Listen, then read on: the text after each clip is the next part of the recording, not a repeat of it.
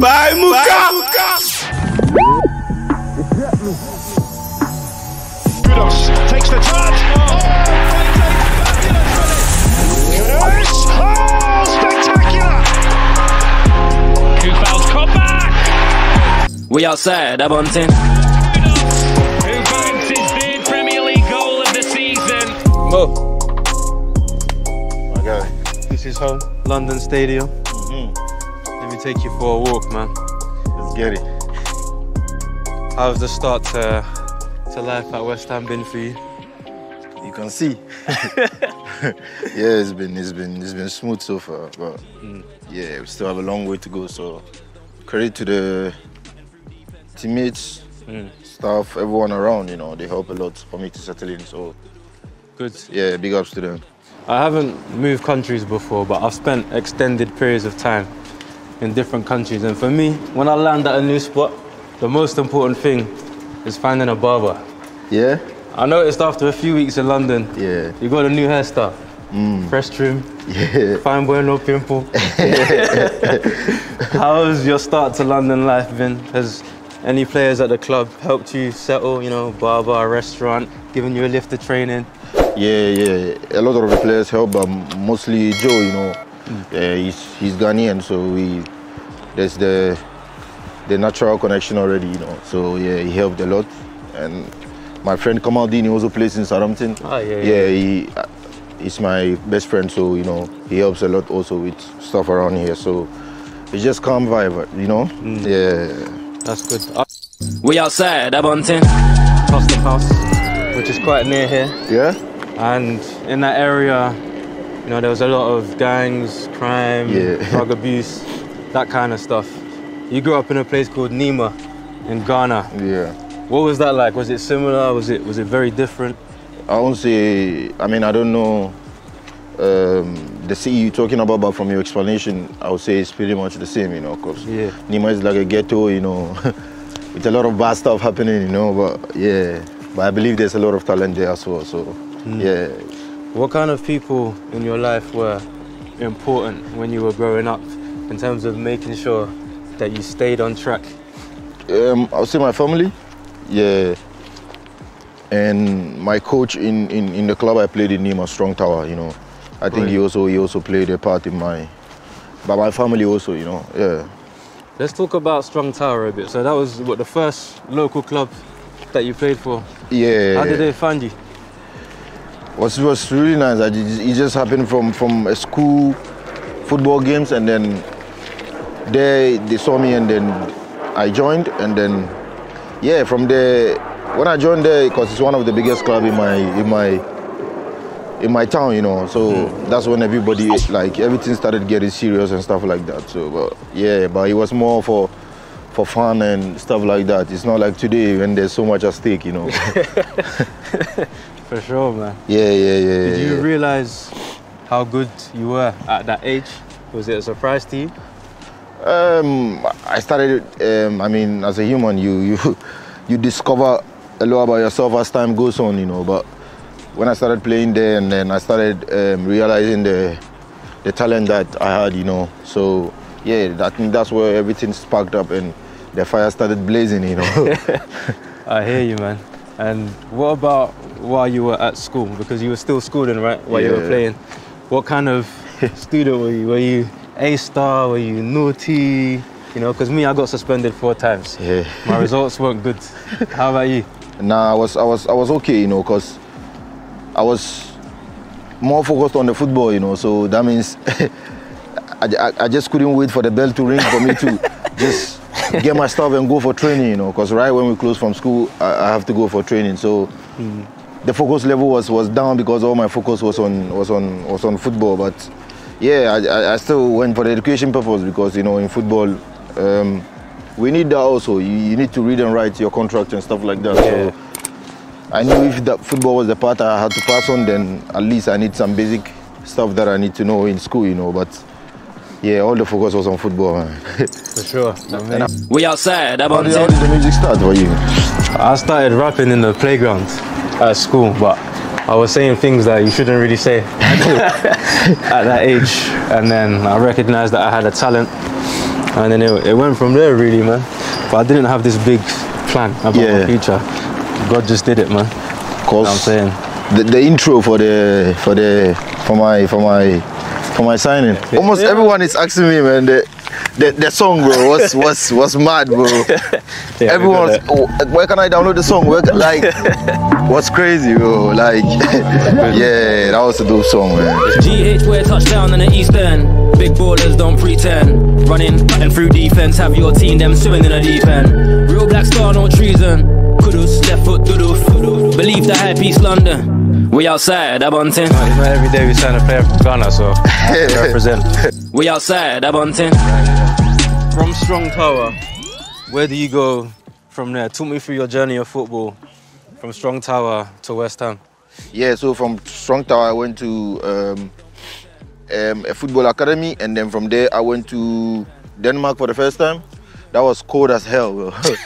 My first time traveling was, you know, the big difference from the weather, culture, everything in there. But yeah, you know, was a gradual process and learning stages, and then I was in Denmark for 2 years after, and then I went to Amsterdam, Ajax for 3 seasons, and then I'm here now. That's pretty much the easy summary of my journey so far, you know. Yeah. And how old were you when you first left Ghana?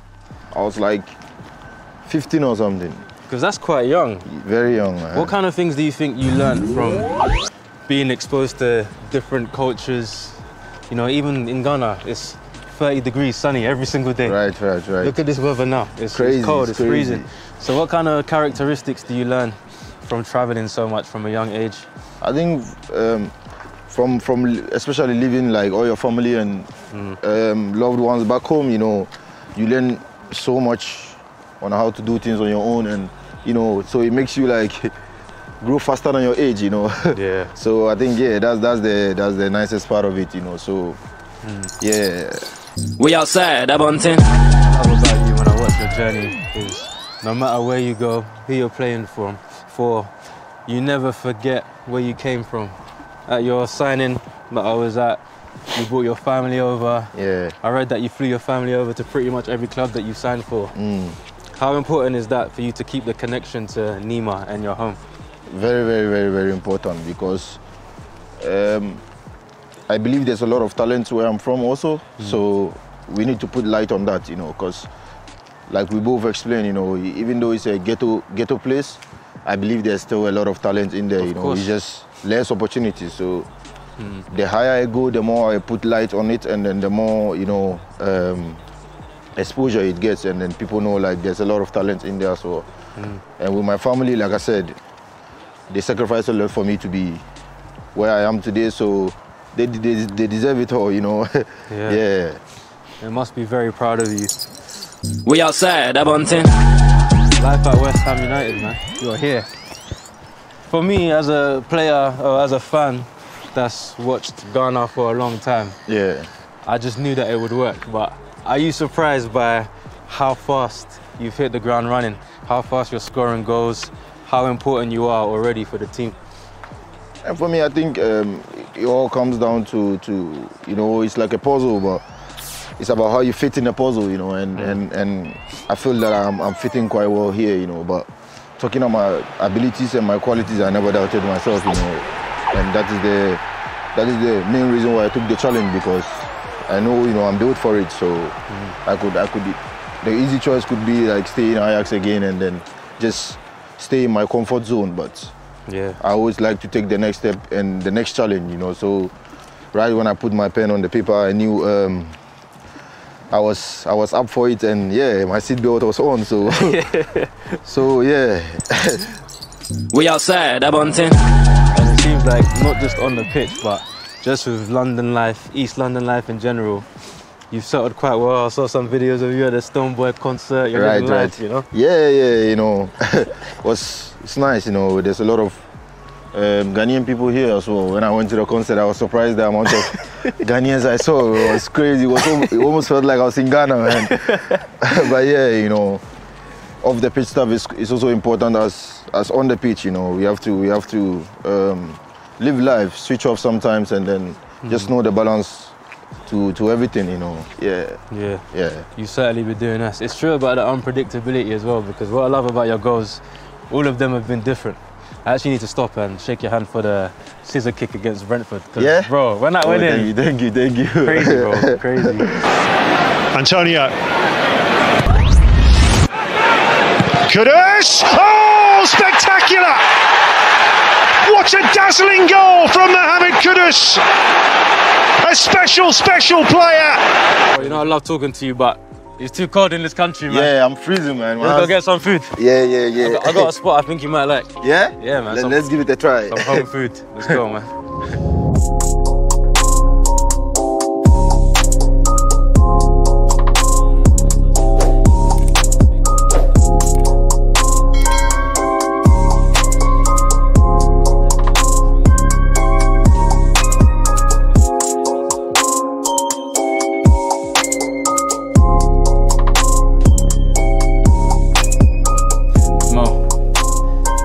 You're in London, quite new to the city, so I thought it would be important to bring you a taste of home.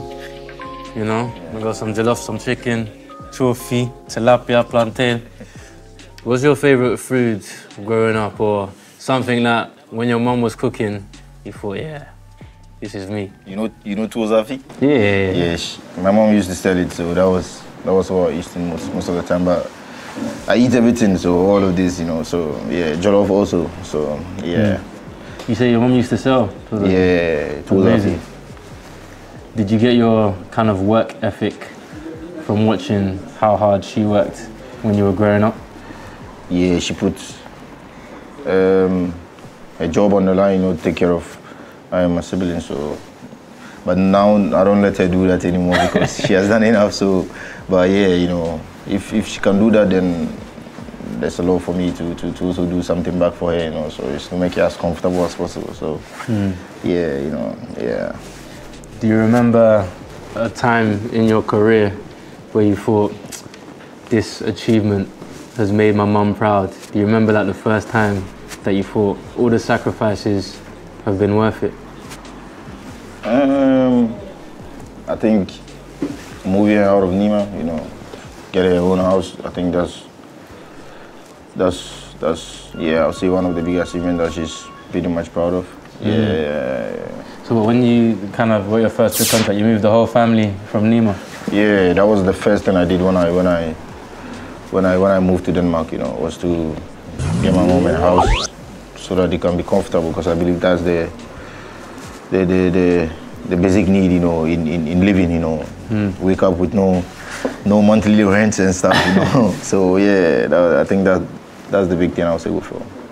How do you deal with the cultural differences when you move from country to country? When you get in food like this in Denmark and Amsterdam, what do you miss the most when you're away from Ghana? I think the food, the seasoning and stuff, you know, it's pretty much the same stuff, but you know, the seasoning and stuff is different, you know. I think that's what I miss mostly, you know. Yeah, like my local stuff, you know, because you don't get them here, you know. Yeah. You need a bit more than salt and pepper on your... Yeah, those stuff, you know. Yeah. We outside, Abontin. The Premier League was always one of your goals. It's a league that's well known around the world. What was it like starting in the Premier League and also scoring your first goal? Feels really good, and even at a very important moment, you know. It was against Newcastle and we were down, and it was latter stages of the game, so it was brilliant to get the team a point, you know. It was nice feeling, you know. Yeah, but that was just the beginning, you know. There's a lot more coming. We outside, Abontin. Is that where the celebration started at the Newcastle game? Because now every time you score, you run over to the advertising board and you just sit on it. Where did you get that from? Obviously, when you get to this level and you do stuff, like people try to read like deeper meanings to it. This don't mean anything, bro. I'm just taking a deep breath. Bro. It means nothing to me. I just sit down to take a deep breath. Yeah. You're working too hard at the game. Yeah, just a bit of respite. you know. We outside, Abontin. For the rest of the season, you've obviously announced yourself as someone that can do it in the Premier League. I think it's 3 goals already, 6 goals in total for West Ham. Where do you kind of see yourself going from here? And for me, starting stuff, not just in football, in life, everywhere, I think is the easiest thing to do is how to start, you know. But the consistency and putting the same level every week in, week out, you know, that's the most important thing for me, you know. I'm happy to have started this way, but I still feel it's just few games, you know, but because I believe there's a lot in me to still come out, you know. So yeah, looking out for the last, you know, last break. So more games to come. Well, let's dig into this food. I'll pay for it, but I need you to promise me a few things. That you're gonna pay the next time? No. African Cup of Nations trophy, Europa League trophy, and we'll leave the Premier League trophy till next season. Yeah? Yep. Yeah. I believe in everything, so everything is possible. We outside, Abontin.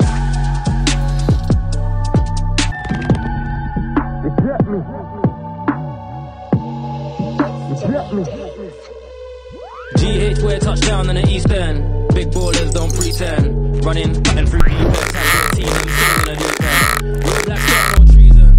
Kudus, left foot, doodle. Believe the high peace, London. We outside, Abontin.